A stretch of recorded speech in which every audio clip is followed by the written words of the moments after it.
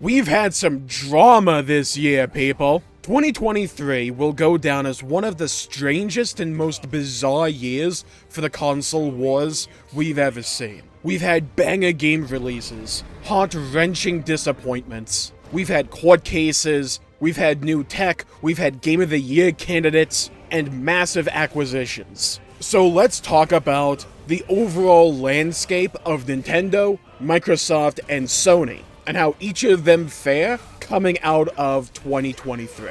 Because they are all in unique positions, in regards not only to themselves, but also to each other. PlayStation went into 2023 promising a, honestly, quite sizable chunk of game releases for this year, and a lot of them got delayed, like Blade or Final Fantasy VII Rebirth. And while PlayStation didn't pump out a lot of first-party games this year, the ones they did put out are really high quality. Spider-Man 2 is beloved, deservedly so. I haven't played it myself, but everything that I've seen and heard about it is extremely positive. And you also have Final Fantasy XVI, which is in contention for Game of the Year for me. I love that game to death. And while it is polarizing, due to many formula changes that Final Fantasy XVI did to the Final Fantasy formula, I absolutely adore what Yoshi P and crew managed to put out with Final Fantasy XVI. There was also Forspoken, but we don't need to talk about that, right? Look, everyone misses. And I'm not joking about that, the others definitely missed as well. I'm not gonna deep dive too much into any one of these because this is part of a series where I broke down Nintendo, Xbox, and PlayStation already. But I think PlayStation's main MO coming out of 2023 is that while they didn't release a lot, what they did release was high quality, and they also put out the PlayStation Portal. I think the device is kind of stupid. However, it falls under a picture-perfect idea of what Sony does nowadays. They're not going to have the best thing on the market in terms of accessory or peripheral, but what they're going to do is have some version of it. So while the PS Portal may not stack up to, say, a Nintendo Switch or Steam Deck, if you are solely a PlayStation player, which many people are, then you can have access to some version of that portability. It may not work as well as the others, but again, it's some version of that. Like how PlayStation Plus is some version of Game Pass from Xbox. It's not as good. You don't get day one releases on it, most of the time at least. But again, if you're a PlayStation player, it is some version of what the competition has. And sometimes some version is good enough. Pop on over to Xbox. What did they have? Mostly disappointments this year. However, in retrospect, I want to make an argument. While this year they had Redfall and Starfield, which, let's be honest, not the biggest year for Xbox, they've had some quieter victories and dubs over the year, like Halo Infinite Season 5, kind of turning a corner for Halo Infinite. I wouldn't say the game is back per se, but it's in a far better position than it once was. You had a game like Hi-Fi Rush. It's not going to be a game that sparks a lot of conversation or AAA hype, but I have not heard one bad thing about this game, and it's a solid game to throw in the Game Pass and to start to bolster that list of games to draw people to Xbox. They have a long way to go, but it's a step.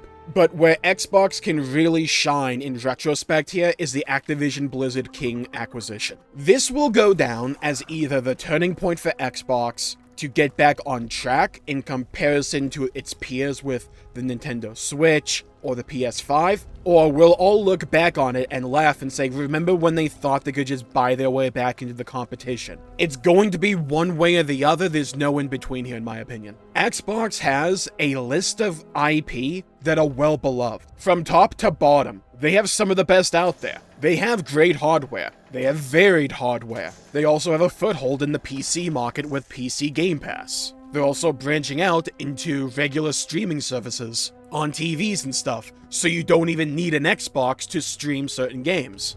And this to me feels like Xbox is positioning themselves not necessarily to transition out of console gaming or the console market, but if a decision has to be made down the line because they can't regain old popularity, then they have that escape route. That's what this feels like to me. They're preparing for the worst case scenario, but can also just stick with their guns and keep Xbox as a console and have everything else as a side. Xbox's main issue this generation, and even last generation, well, last generation the Xbox One was just not a good console. The Xbox Series X, though, from everything we have seen, is. Same with the S. The problem is, the games aren't there. PlayStation may not put out a lot of high-quality AAA first-party games, but I was careful with my wording there. I said a lot. For when they do put out a game like that, and of that caliber, with that hype, generally speaking, it's well received. Forspoken being a bit of an outlier in this regard, and that game's also on PC. Xbox, though, you had two main games come out this year, Redfall and Starfield. Redfall was an embarrassment, plain and simple. Pretty much no one liked that game. It was buggy, glitchy, it underperformed, didn't even sustain 60 FPS. And was quickly forgotten about because it came out like a couple weeks before Tears of the Kingdom, because I guess they just wanted that game to die. And then you had Starfield, which is pretty much insert Bethesda game here. And Bethesda games are loved, and Starfield will be a game that hangs around for a while, because the modding community, especially on PC,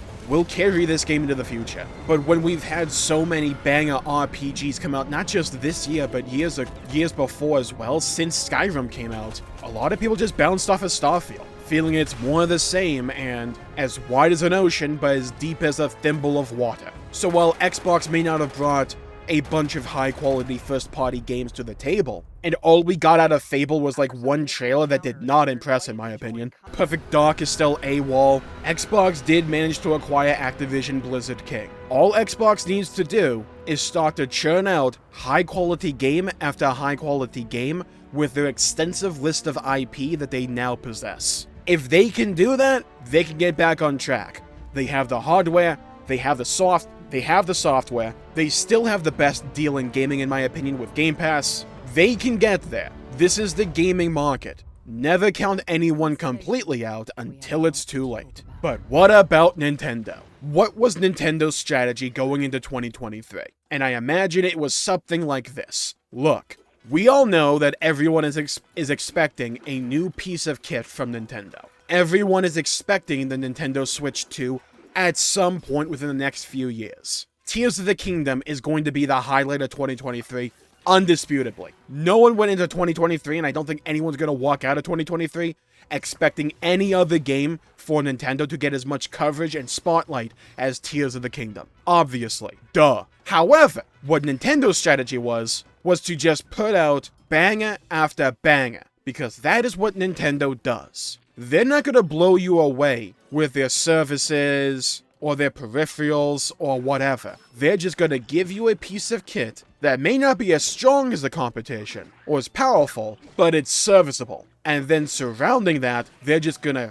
lean into the strongest aspect that they have. Nintendo first-party games. Pikmin 4, Mario Wonder, no order here by the way, Super Mario RPG Remake, Fire Emblem Engage, Zelda Tears of the Kingdom, the DLC to Xenoblade 3, Xenoblade 3 Future Redeemed, Metroid Prime Remastered, Mario Kart 8 DLC. And that list is not exclusive. There's more to that than you can even add. And sure, they had everybody 1-2 Switch or whatever the hell the name of that game was. Like I said, everyone had a miss this year. But dang if Nintendo didn't come to play. They have two games in Game of the Year discussion, with Mario Wonder and Tears of the Kingdom. And while only playable on hardware that was out of date even back in 2016 and 2017, that's saying something. It really is. And while I am kind of surprised we didn't get at least an announcement for Switch 2 this year, I imagine we will get one next year. Yeah, it's a bit of an argument that will eventually be correct if you just keep kicking the can down the road. Eventually Nintendo will make new hardware. But we are also starting to see the Switch really struggle with a lot of games. The performance of Tears of the Kingdom was spotty at best, and a lot of ports for third-party games that came to the Switch were laughed upon. Now, I don't think that's entirely because of the power of the Switch, but I think it has somewhat or something to do with developers not bothering to optimize for the Switch. It's not a good look either way. So, well, where does it leave us? Who's the real winner of 2023? I think in terms of sales, it was the PS5, but don't quote me on that one. I think Indisputably, if we're talking about the games that came out, it's Nintendo hands down. It felt like you couldn't go 2 months without Nintendo releasing an absolute banger in one way or the other. PlayStation came to play with Final Fantasy XVI and Spider-Man 2, but that's really all they came with. And yeah, they have the PS Portal, but again, that's really only for people that only play PlayStation, and also really want to use something on Wi-Fi. In terms of games, I think the biggest loser is Xbox by a mile. But this can easily be a turning point for Xbox in the future,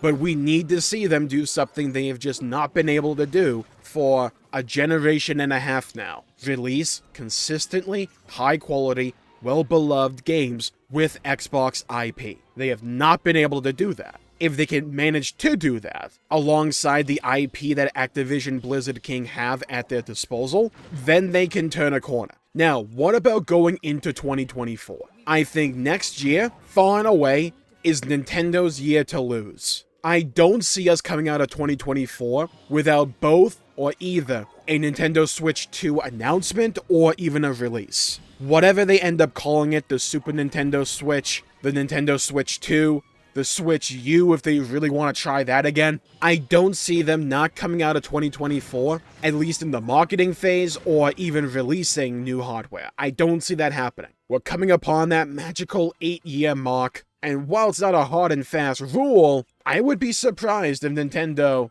doesn't have something up their sleeve. Because even when you look at the last Direct, a lot of the games are mostly just remakes or games that won't get a lot of the spotlight like Tears of the Kingdom or Mario Wonder. We haven't gotten a new Mario 3D game in a while. The future of Zelda is up in the air, and it feels like they're winding down on big heavy hitters for the Switch and preparing for the launch window for the Switch 2. And if they come to play with this thing, and it's a powerhouse, and I don't even think it needs to be as strong as the PS5 or the Xbox Series X. I don't think anyone should expect that either. But if Nintendo can finally hit, consistently, 1080p 60 FPS for their first-party titles, you have backwards compatibility, give upgrades to Breath of the Wild, Tears of the Kingdom, Xenoblade, games like that, you give upgrades to 1080p 60 FPS, or even a few visual upgrades elsewhere here and there, allow people to carry over their Switch libraries, have a banger list of games to come out for the Switch 2 as well, they can go strong into the next generation.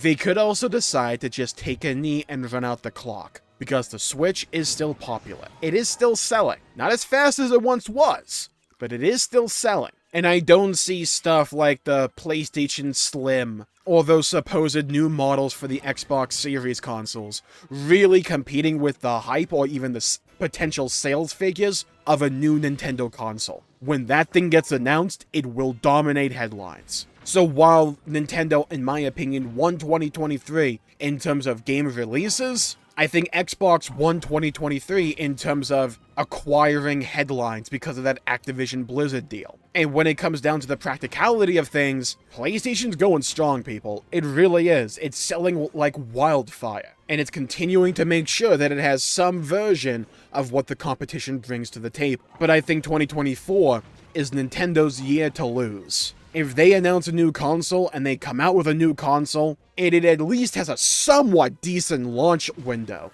of game releases, I don't see how Nintendo couldn't win 2024. It'll be interesting to see, because we also saw PlayStation raise the price of PS Plus and bring absolutely no new value to the table there. I'm not a fan of Switch Online, and I really want to see what direction they take it going into the Switch 2. There's a lot of question marks for the future, but I think it is fair to say that in terms of game releases and for the consumer, 2023 is a pretty damn good year. Especially if you're a PC gamer, and we'll talk about that one next time. So with that, I think I'll call the video there for the day. Thank you all for tuning in. My pleasure for making the video. If you enjoyed it, please leave a like and subscribe. It really helps the channel out and help support future content, and I greatly appreciate it. Stay safe, have a great day, go play some video games if you can, and as always, I'll see you all next time. Bye-bye, everybody, until we meet again.